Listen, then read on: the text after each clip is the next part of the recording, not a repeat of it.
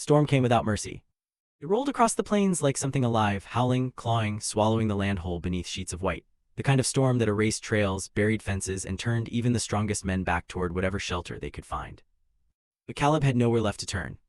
His coat was stiff with frost, his gloves worn thin, and the reins in his hands trembled as much from exhaustion as from the cold. His horse, a stubborn gray named Dust, pushed forward through knee-deep snow, each step slower than the last.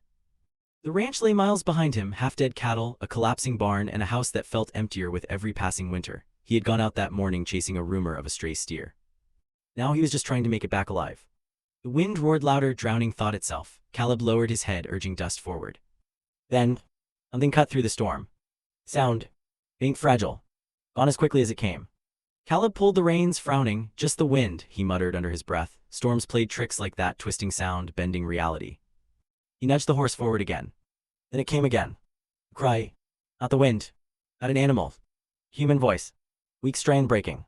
Caleb's jaw tightened. He stared into the swirling white ahead, where jagged rocks rose like ghosts through the storm. No, he said quietly, not my problem.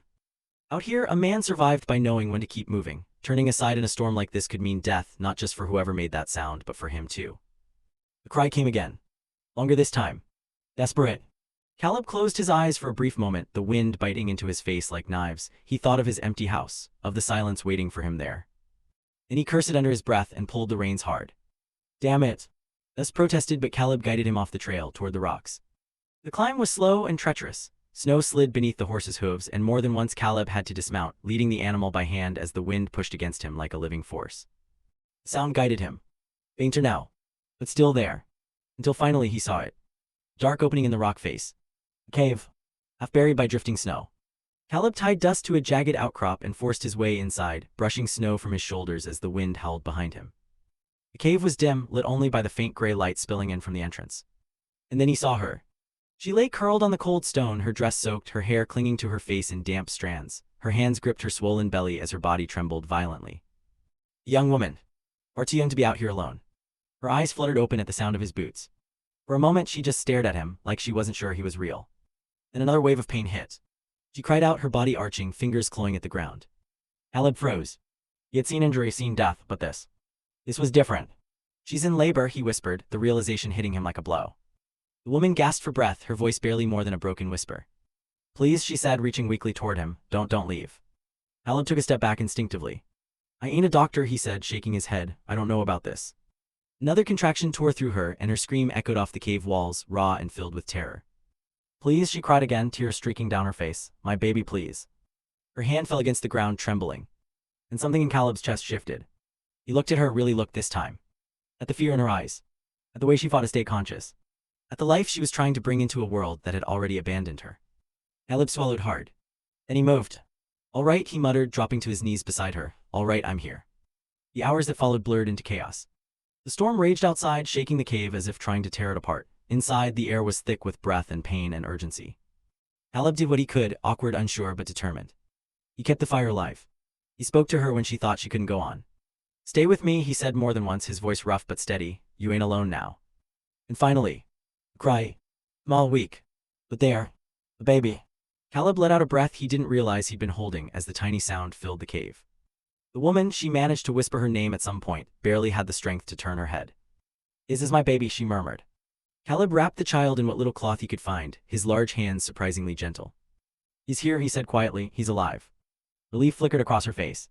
But it didn't last long. Her hand shot out, gripping Caleb's coat with surprising strength. Promise me, she whispered, her voice trembling. Promise me he won't be alone. Caleb stilled. He looked down at the child, so small, so fragile. Then back at her. This wasn't his life. Wasn't his responsibility. But the words came anyway. I promise. Her grip loosened. And for the first time since he'd found her, her eyes closed without fear. Caleb sat there for a long moment, the baby cradled in his arms, the storm still raging beyond the cave walls. Then, something caught his attention. Sound. Not the wind. Not the child. He turned his head slowly toward the cave entrance. The storm had shifted just enough for him to see outside. And there, pressed into the fresh snow, were tracks. Worse tracks. Not his. Not old either. Fresh. Too fresh. Caleb's grip tightened instinctively around the child. His eyes darkened as he stared at the entrance. Because whoever had left those tracks might not be far, and they might be coming back. The storm did not let up. By the time Caleb wrapped the newborn against his chest and lifted carefully into his arms, the wind had grown even colder, sharper, like it meant to cut through bone. The world outside the cave had turned into a blinding white abyss. "Stay with me," he muttered, though he wasn't sure if he was speaking to her or himself. Barely stirred. Her body felt too light in his arms, like something already halfway gone. Caleb stepped out into the storm. The tracks were still there. Clear, fresh, leading away from the cave and disappearing into the snow. He didn't follow them. Didn't have the luxury. Instead, he pushed forward toward his ranch, guiding Dust slowly through the storm, one hand steadying across the saddle, the other holding the child close to his chest, shielding it from the wind. Every step felt like a gamble against death. But somehow, they made it. The ranch stood like a ghost against the snow. Half the fence had collapsed, the barn leaned as if it might fall with the next strong wind. Smoke hadn't risen from the chimney in days. It wasn't much, but it was shelter. Caleb kicked the door open with his boot and carried inside, laying her gently on his bed, the only bed in the house. The baby he placed near the fire, quickly feeding the flames until warmth began to push back the cold. For the first time in years, the cabin didn't feel empty. The days that followed were quiet. Heavy, careful.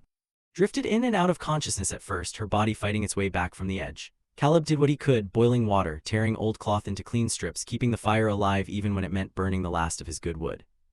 He barely slept. The baby cried often, weak but determined. And each time Caleb found himself there. Awkward at first. Uncertain. But learning. One night, long past midnight, he sat by the fire with the child cradled in his arms, gently rocking as the wind whispered outside instead of screamed. "Reckon you're tougher than you look," he muttered softly. The baby's tiny hand curled around his finger. Caleb went still. Something shifted in his chest, quiet, unfamiliar, but real. Hopefully 3 days later. The storm had passed by then, leaving the world outside buried and silent. She sat up slowly, her eyes scanning the room in confusion before landing on Caleb, who stood near the door, repairing a broken hinge.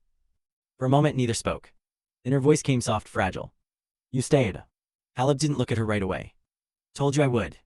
Her eyes moved to the baby, sleeping near the fire. Tears filled them instantly. "You kept him alive." Caleb shrugged slightly, though there was something heavier behind the gesture. "Wasn't about to break my word." Silence settled between them again, but it wasn't empty this time. It was shared. Days turned into a week. Regained her strength slowly, helping where she could, mending clothes, tending the fire, holding the baby close like she feared the world might take him again. But she spoke little of the past. And Caleb didn't press. Not at first. The town noticed. They always did. By the second week, whispers had already spread. Woman at baby, no husband.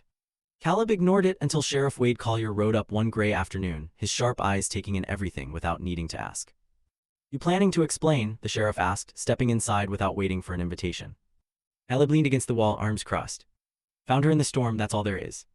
Collier's gaze shifted to who stood quietly near the fire, the baby in her arms. "Men don't leave women like that," the sheriff said slowly, "not unless there's a reason." Fingers tightened around the child. Tear flickered across her face. Caleb noticed. His voice hardened. "She ain't your concern." Collier studied him for a long moment, then nodded once. "Just be careful," he said as he turned to leave. "Storms don't always pass as clean as they seem." That night, the wind returned not as a storm, but as a cold whisper through the cracks of the cabin. Sat near the fire, staring into the flames. Caleb noticed the way her hands trembled. "You gonna tell me what you're from?" he asked quietly. She didn't answer right away. But then, she nodded. And the truth came. "His name is," she said, her voice barely steady. Caleb stiffened. Even he had heard that name. An outlaw. A man known for leaving nothing behind but fear. He didn't want the child, continued, her eyes fixed on the fire. Said it would slow him down, make him weak. Her voice broke slightly. "When I refused, he took me out into the wilderness and left me there." Silence fell heavy. Caleb's jaw tightened, anger flickering behind his eyes. "He knew I wouldn't survive," she whispered. "That was the point." The baby stirred softly in her arms. Held him closer. "I didn't think anyone would come," she said. Caleb looked at her then. Really looked. "You ain't alone now," he said simply. 2 days later, Fletcher Boone arrived with news. The old man didn't waste time with pleasantries. "Been spotted," he said, his voice low, "not far from here." The words hit like a gunshot.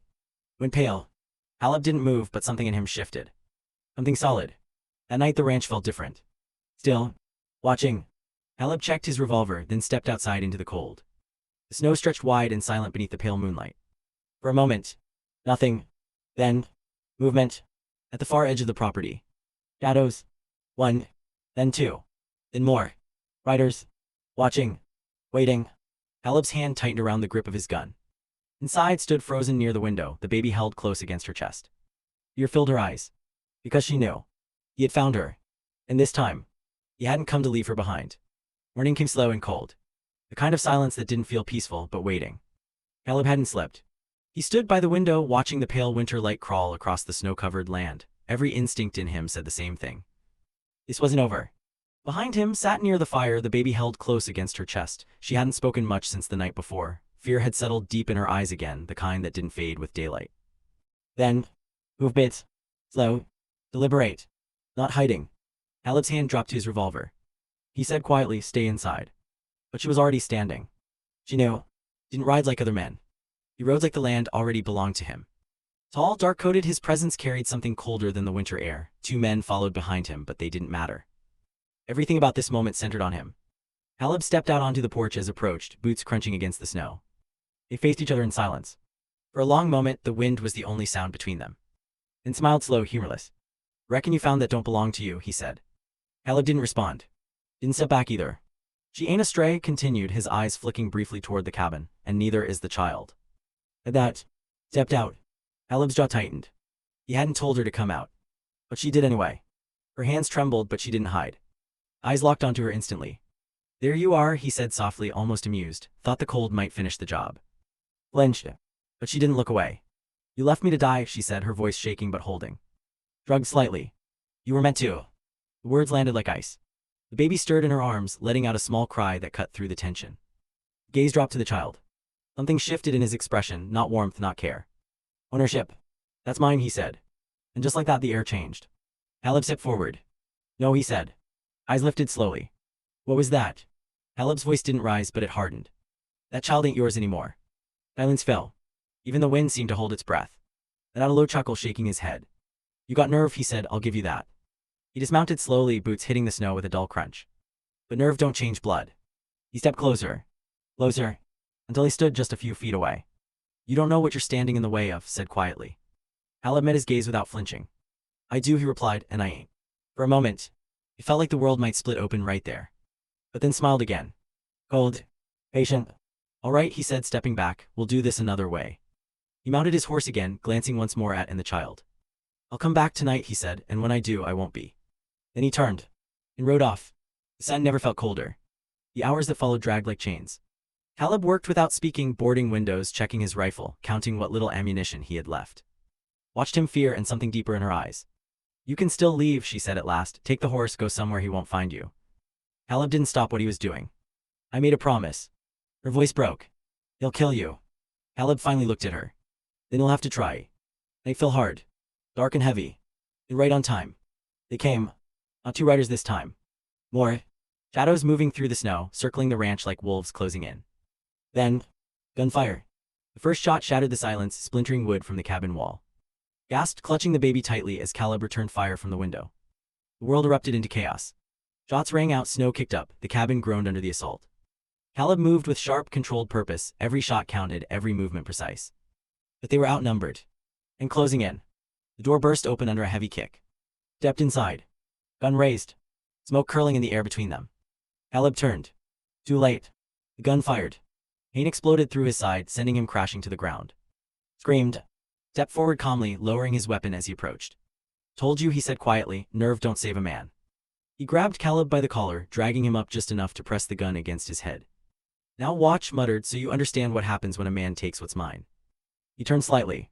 Toward the child. And that's when she moved. No, Caleb rest. But she was already stepping forward. One step. Then another.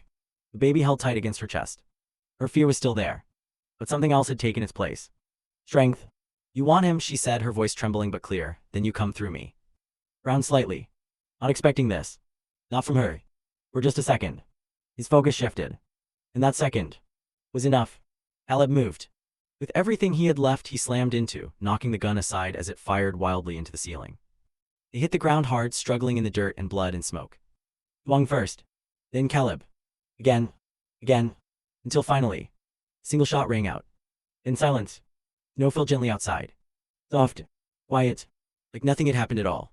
Lay still on the cabin floor, blood dark against the wood. Caleb staggered back, barely able to stand. The revolver hung loose in his hand.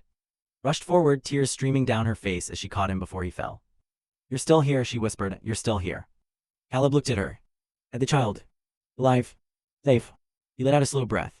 Told you, he murmured, I don't break promises. Weeks later. The snow began to melt. The ranch slowly came back to life. Fences repaired. Smoke rising steady from the chimney. And inside, laughter. Soft. Real. Caleb sat on the porch, the child resting in his arms, stronger now, eyes bright and searching. Stepped out beside him, wrapping a blanket around her shoulders. For a while they just sat there in silence, watching the land breathe again. Then she spoke. "Did you mean it?" she asked softly, "what you said to him?" Caleb didn't answer right away. He looked down at the child, then back at her. "I made a promise," he said. His voice was quiet, but certain.